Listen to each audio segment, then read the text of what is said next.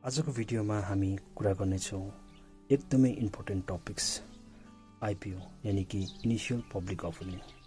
IPO के हो, कसरी काम गर्छ र कसरी तपाईले आइपिओमा एप्लाई गर्न सक्नुहुन्छ। स्वागत छ तपाईलाई मार्केट नलेज च्यानलमा। आइपिओ भनेको के हो? आइपिओ भनेको जब कुनै कम्पनीले फर्स्ट टाइम पब्लिकलाई शेयर बेच्न थाल्छ, यो एक प्रोसेस हो जसमा कम्पनीले आफ्नो शेयर स्टक मार्केटमा लिस्ट गरेर जेनरल पब्लिकलाई अफर गर्छ। यसबाट कम्पनीले पैसा राइज गर्छ।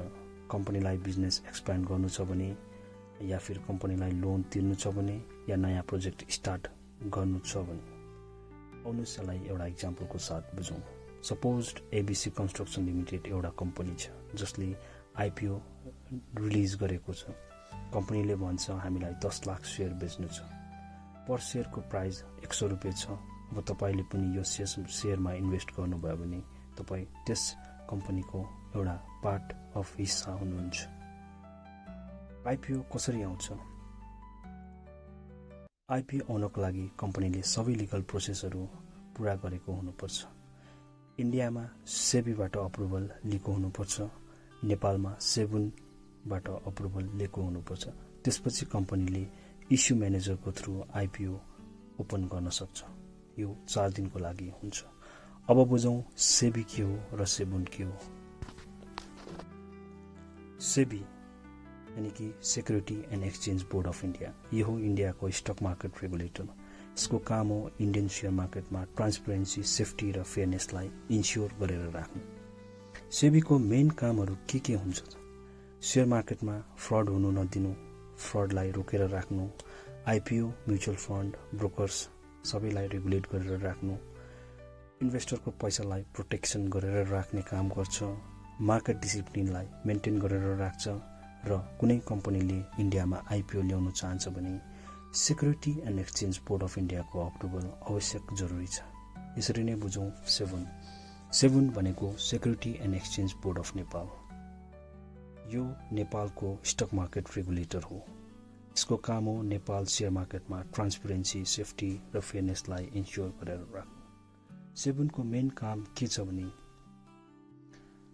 सेबुनको मेन काम इन्भेस्टरको पैसालाई प्रोटेक्सन गरेर राख्ने, मार्केटलाई डिसिप्लिनमा राख्ने र शेयर मार्केटमा फ्रडहरू रोक्ने। कुनै कम्पनीले नेपालमा आइपिओ ल्याउन चाहन्छ भने सेबुन यानी कि सिक्युरिटी एक्सचेन्ज बोर्ड अफ नेपालको अप्रुभल आवश्यक जरुरी हुन्छ।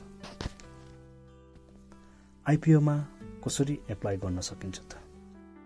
तपाईले ब्रोकर एप्सको थ्रु डिम्याट अकाउन्ट खोलेर जस्तै अपस्टक्स, चरोदा, एन्जल वान, ग्रोमा गएर आइपिओ एप्लाई गर्न सकिन्छ। या त तपाई सिधै ब्याङ्कको थ्रु पनि आइपिओ एप्लाई गर्न सक्नुहुन्छ।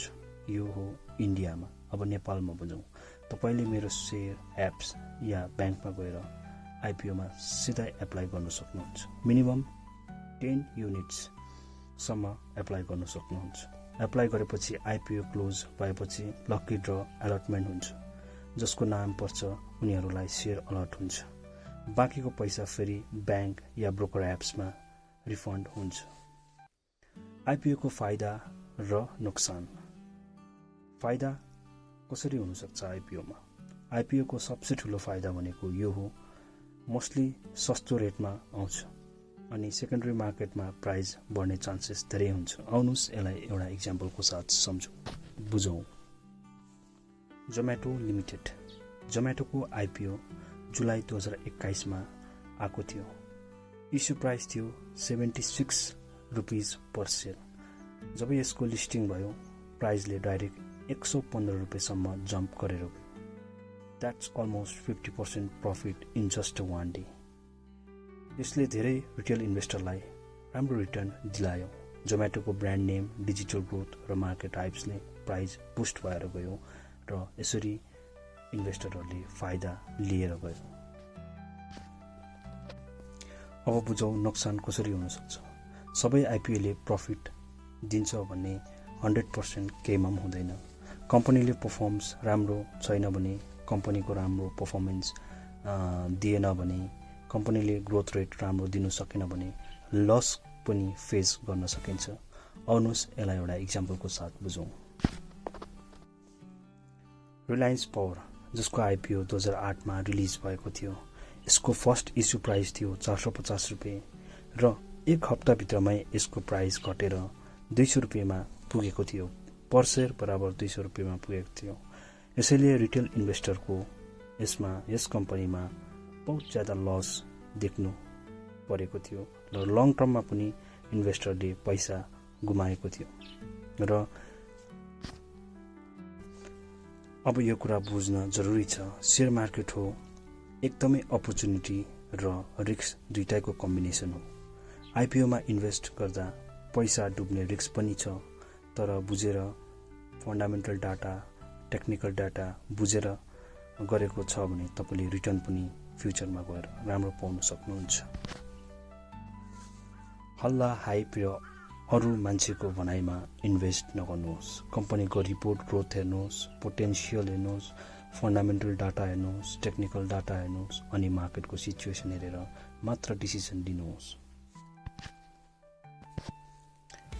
यो भिडियोले तपाईलाई आइपिओको बारेमा थप जानकारी दिएको छ भन्ने लाग्छ भने लाइक, शेयर र सब्स्क्राइब गर्न नभुल्नुहोस् होला। फेरि पनि आउनेछु यस्तै मार्केट रिलेटेड भिडियो लिएर। Thank you.